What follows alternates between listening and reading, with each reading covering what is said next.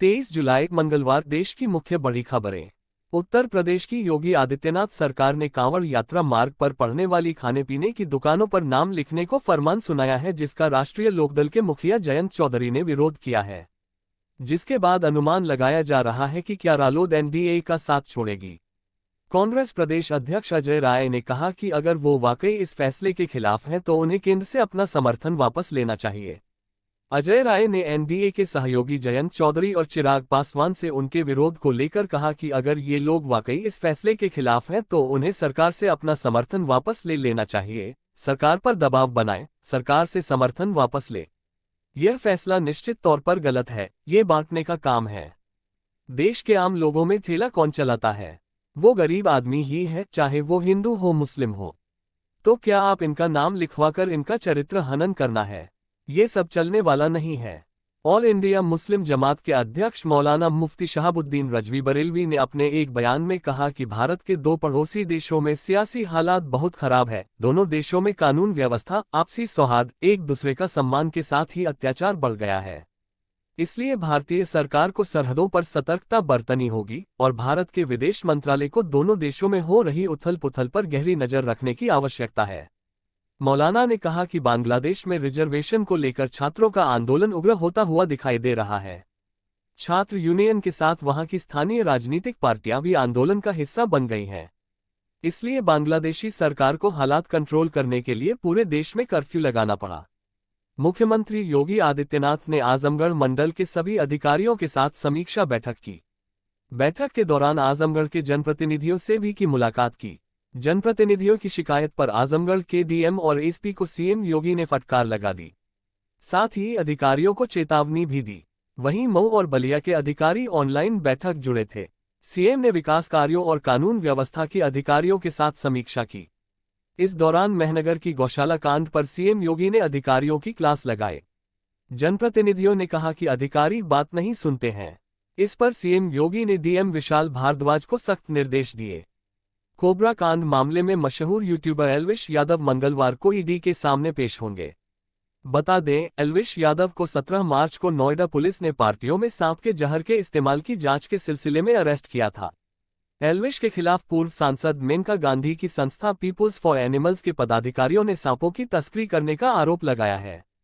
Social media पर धूम मचा रहे इस वीडियो में साड़ी पहने एक महिला अपने 2 बच्चों के साथ गाने के हुक स्टेप करती दिख रही है।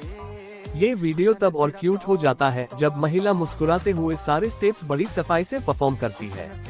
विक्की कौशल, तृप्ति डिमरी और Ammy Virk starrer Bad News का गाना तौबा तौबा जबरदस्त तरीके से ट्रेंड कर रहा है। फैंस इस ट्रैक के यूनिक हुक स्टेप को क्रिएट करते हुए रील्स बना रहे हैं। हाल ही में एक महिला ने इस गाने पर तौबा तौबा हुक स्टेप करते हुए इतना शानदार डांस किया कि कई एक्टर्स समेत खुद विक्की कौशल ने डांस की तारीफ करने लगे। एम्स दिल्ली में सोमवार को सुरक्षा गार्डों ने फिर बवाल किया। आरोप है कि एम्स के एंटी रेट्रोवायरल थेरेपी एआरटी केंद्र में जगह को खाली करवाने के लिए गार्ड पहुंचे। यहां आने के बाद उन्होंने सामान इधर उधर फेंकना शुरू कर दिया। इस दौरान केंद्र में मौजूद स्टाफ व डॉक्टरों के साथ बदसलूकी भी की। केंद्र में मौजूद स्टाफ ने बताया कि एंटी रेट्रोवायरल थेरेपी एआरटी केंद्र एचआईवी एड्स पीएलएचआईवी से पीड़ित व्यक्तियों को देखभाल, सहायता और उपचार की सेवाएं देता है। सोमवार को गार्ड यहां आए और उक्त जगह को खाली करने की मांग की। गार्ड को बताया गया कि एम्स प्रशासन से कुछ समय की मांग की गई है, लेकिन गार्ड से सामान को फेंकना शुरू कर दिया। कांवड़ मेले के दौरान दुकानों के बाहर नाम के बोर्ड लगाने को लेकर सोमवार को जैसे ही सुप्रीम कोर्ट के आदेश आए तो मानो मुजफ्फरनगर जनपद के लोगों में खुशी की लहर दौड़ गई। नगर के मेरठ रोड पर फलों के ठेले और पान की दुकान लगाने वाले दुकानदारों ने सुप्रीम कोर्ट के फैसले को ऐतिहासिक फैसला बताया। कोर्ट का शुक्रिया अदा कर अपनी दुकान और ठेलों से नाम के बोर्ड हटा दिए, जिसका वीडियो सोशल मीडिया पर वायरल हो रहा है। इन लोगों का कहना है कि ये बोर्ड परमानेंट के लिए हट जाने चाहिए। इससे दुकानदारी घट गई थी और अब इंशाल्लाह काम ठीक रहेगा।